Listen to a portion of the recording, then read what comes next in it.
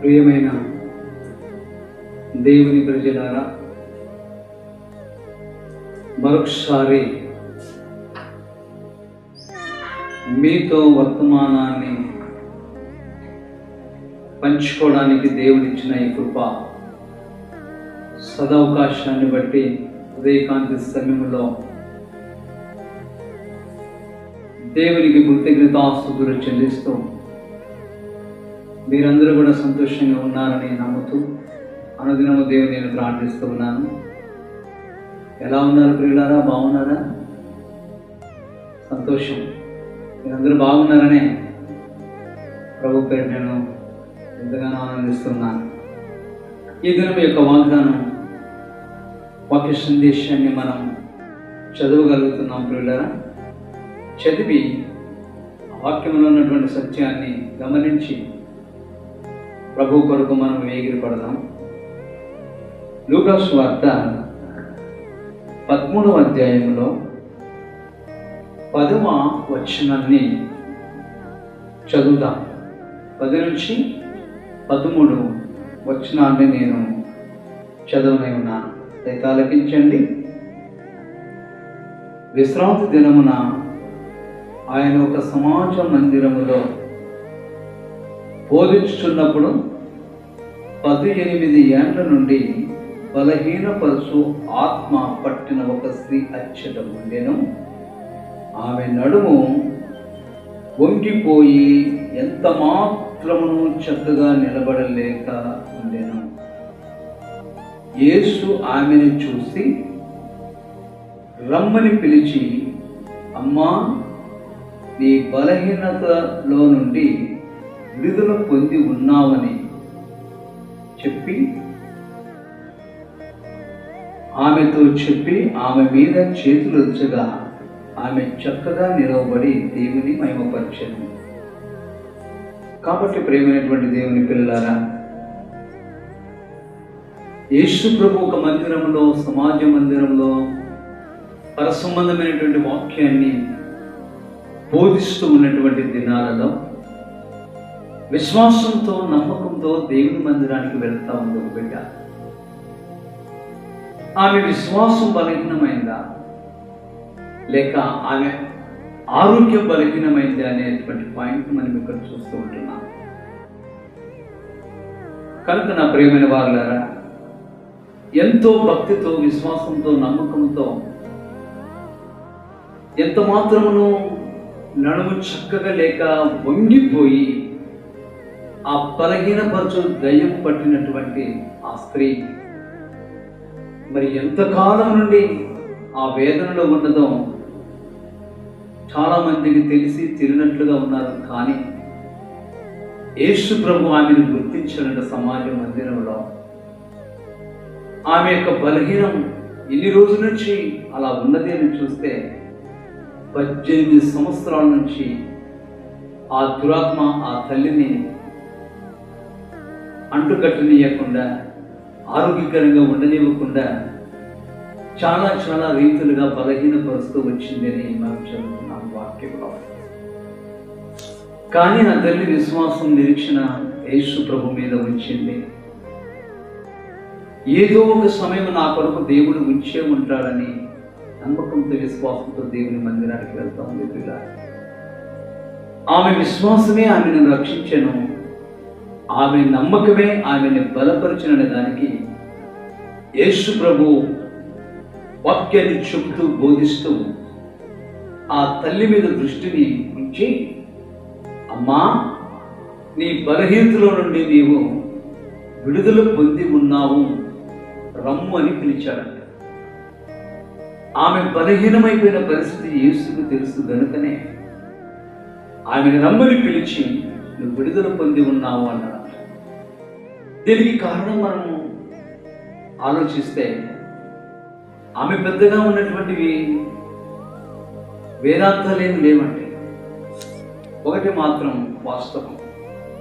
ఏంటిది ఆ వాస్తవమైన మాట అంటే ఆమె విశ్వాసం, ఆమె నమ్మకత్వం, ఆమె దృఢతత్వం.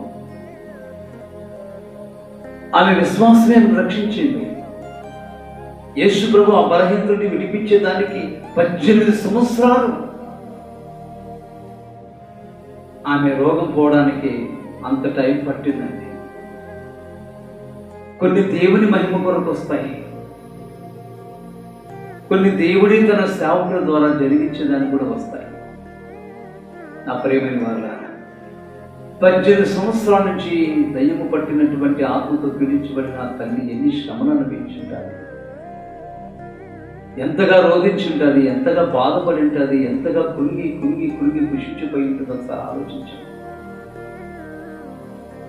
మరి వేరేటువంటి వాళ్ళైతే ఈ బాధ భరించలేను బాబు, ఈ సమస్య నేను భరించలేను, దేవుడు ఎక్కడున్నాడు, ఉంటే నాకెందుకు నేను కాదు, ఉంటే నాకెందుకు ఇలా ఉంటుందని నానా సాకులు చెప్పి వదిలిపెట్టిపోయే రకంగా ఉన్న వాళ్ళు చాలా మంది ఉన్నారు. కానీ ప్రియమైన వారులారా, ఆమె శరీరం బలహీనం అయిపోయింది, కానీ ఆమె విశ్వాసం, ఆమె ఆత్మ బలహీనత కాలేదని.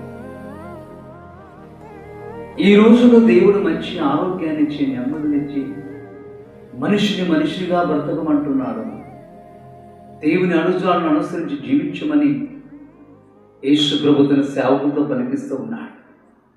ఈ రోజులో మన అసలంగా శిష్యులని చెప్పాలి అంటే, బలహీనమైపోయిన వాళ్ళు ఎవరంటే అన్ని ఆరోగ్యాలతో మంచిగా ఉన్న వాళ్ళే బలహీనమైపోయారు.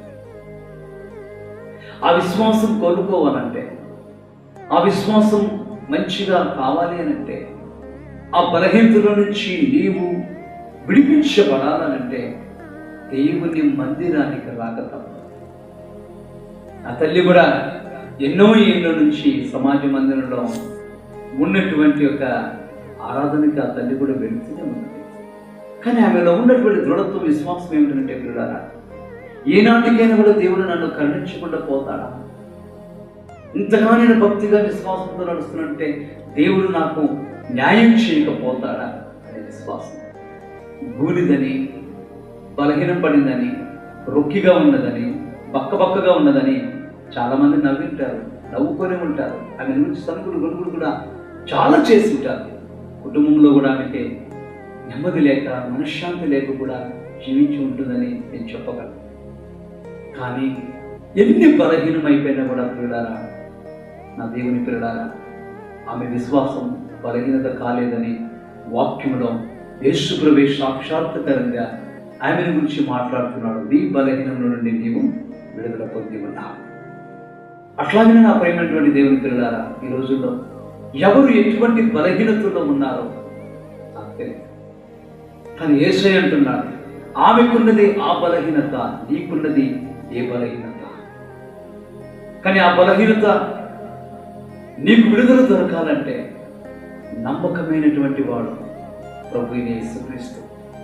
ఆయన దగ్గరికి రమ్ము, ఆయనే విడుదలనిచ్చేవాడు, ఆయనే కనికరించేవాడు, ఆయనే స్వేచ్ఛనిచ్చేవాడు, ఆయనే విడుదలనిచ్చి నడిపించేవాడని నమ్మగలుగుతున్నా. గనుక నా ప్రియమైనటువంటి దేవుని పిల్లలారా, ఏ బలహీనతలో ఉన్నా కూడా ప్రభు సన్నిధానంలోకి వచ్చి ఒప్పుకొని విడిచిపెట్టి కరుణావసరత కలిగిన దేవునికి మనము లోబడితే, ఆ తల్లిని విడిపించినటువంటి దేవుడు నీ బలహీనత కూడా ఆయనకు ఒక లెక్క కాదు. పోయిన సంవత్సరం అంతా గడిచిపోయిందేమో, కానీ ఈ సంవత్సరంలో దేవుడు ఆ బలహీనం తీసేయాలని, నిన్ను బలవంతునిగా చేయాలని, మంచి కుటుంబంగా చేయాలని, మంచి వాడుకునేవాడిగా చేయాలని నా ప్రభు ఆశపడుతున్నాడు. ఈ రోజుల్లో బలహీనంలో ఉన్న వాళ్ళు ఎవరు బలహీనంగా ఉన్న వాళ్ళు ఎవరు బలపరచలేరు, ఆశీర్వదించలేరు. కానీ ప్రభు అంటున్నాడు, నీ బలహీనం నా దగ్గరే విడుదల, నా మందిరంలోని విడుదల, రమ్ము అని పిలుస్తున్నాడు. నువ్వు రెడీగా ఉన్నావా? బలహీనతలు విడిపించబడాలంటే, బలాభివృద్ధి చెందాలంటే, బలహీనుడిగా ఉన్నవాడు బలవంతుడు కావాలంటే, క్రీస్తు ప్రేమ చేత ఆదరించబడు. ఆయన తప్పక నిన్ను దీవిస్తాడు, కరుణిస్తాడు, కనికరిస్తాడు, కటాక్షించి నిలబెట్టగలిగిన సామర్థ్యం కలిగిన వాడు నేను ప్రకటిస్తున్నటువంటి నజరేయుడైన యేసు. నేను ప్రకటిస్తున్నటువంటి నజరేయుడైన యేసు. ఈ మాట చేత నువ్వు ఆదరించబడి ఉంటే దేవుడు మిమ్మల్ని దీవించునుగాక, వర్ధులు చేయునుగాక, ఆశీర్వదించునుగాక అని ప్రార్థిస్తూ ఈ రెండు మాటల చేత ప్రభు సమూహంలో ఈ దినం ఉదయకాంతి సమయంలో ఉన్న వాగ్దానంతో మాట్లాడుతూ నేను ముగిస్తున్నాను. పిల్లల దేవుని చిత్తమైతే రేపు ఉదయం ఇదే సమయానికి మనం అందరం కలుసుకొని మరిన్ని విశేషమైనటువంటి వాక్యాలతో ఆదరించబడి నింపబడి ప్రభు సన్నిధికి సన్నిహితులమై జీవించు మనం యేసయ్య రాకడ వరకు నమ్మకస్తులుగా జీవించి విడుదల పొంది ఆయన రాజ్యం అందుకునే బిడ్డలుగా దేవుడు మనల్ని చేయునుగా కానీ ప్రార్థిస్తున్నాడు. ఈ మాటలు దేవుడు దీవించును గాక. చిన్న ప్రార్థన. సర్వోన్నతుల సర్వాంతయామి కృపగలిగిన దేవాని నామానికి స్తోత్రం. 18 సంవత్సరానికి బలహీనంలో పడినటువంటి తల్లిని ఆదరించి కనికరించి ఆశీర్వదించి నేను విడుదలించాను. ఆమె బలహీనని తొలగించాను. ఆ నడుము ఎంత మాత్రం వంగిపోయింది నాయన, నడవలేక ప్రభా చక్కగా నిలబడలేకపోయింది ఆ బిడ్డ. కానీ మీ చేతులుంచగానే ఆ బిడ్డ స్వస్థ చిత్తురాలై నిన్ను మహిమపరిచి నేను చదవగలిగా. నిన్ను మహిమపరిచే వారి సమస్యలో ప్రభా అనేకులనైనా ఉండడానికి కృప చూపించుతాను. ఎవరు ఏ బలహీనతల్లో ఉన్నారో, ఏ కష్టాల్లో ఉన్నారో, ఏ పరిస్థితుల్లో ఉన్నారో, ఎటువంటి లోపాల్లో ఉన్నారో వాళ్ళందరికీ కూడా స్వేచ్ఛను కలిగించి విడుదలమని కోరుతున్నాను. ఆశీర్వాదకరంగా మార్చండి, ఆశీర్వాదకరంగా దీవించండి ప్రభా. ప్రతి ఒక్కరి బలహీనతలు, స్త్రీలైనా పురుషులైనా చిన్నలైనా పెద్దలైనా ఎవరైనా వారి యొక్క బలహీనత నుంచి విడిపించి బలవంతులుగా చేసి ఆ తల్లికి ఇచ్చిన రక్షణ ఏ ప్రభుత్వం మీరు ఇచ్చి ఈ సమస్యను నిలబెట్టిన నామాన్ని మేము తెచ్చుకోమని ఆశీర్వదించమని యేసు నామంలో ప్రార్థించి అడిగి పొందుకొని ఉన్నాము తండ్రి, ఆమె. మంచిది దేవుని జనాంగమా, ఈ దినము ఈ వాగ్దానం చేత మనం ఆదరించబడ్డాము కనుక మరి యూట్యూబ్ ఛానల్స్ ద్వారా చూస్తున్న ప్రతిదినం వాగ్దానాలు మీ హృదయాలలో కార్యాగ్రం దేవుడు సాక్షాత్తుగా ఫలిస్తున్నదని నమ్ముతున్నాను. సంతోషముగా ఆనందముగా మనం భరిస్తూ ప్రభుకి సన్నిహితులై కృతజ్ఞత కలిగిన వారమై నమ్మకముగా జీవిస్తూ బ్రతకాలని ఆదరించబడాలని తోడుపెట్ట మనం చేస్తున్నాను. అందరికీ కూడా నా హృదయపూర్వకమైన వందనాలు తెలియజేస్తున్నాను. God bless you. మంచిది.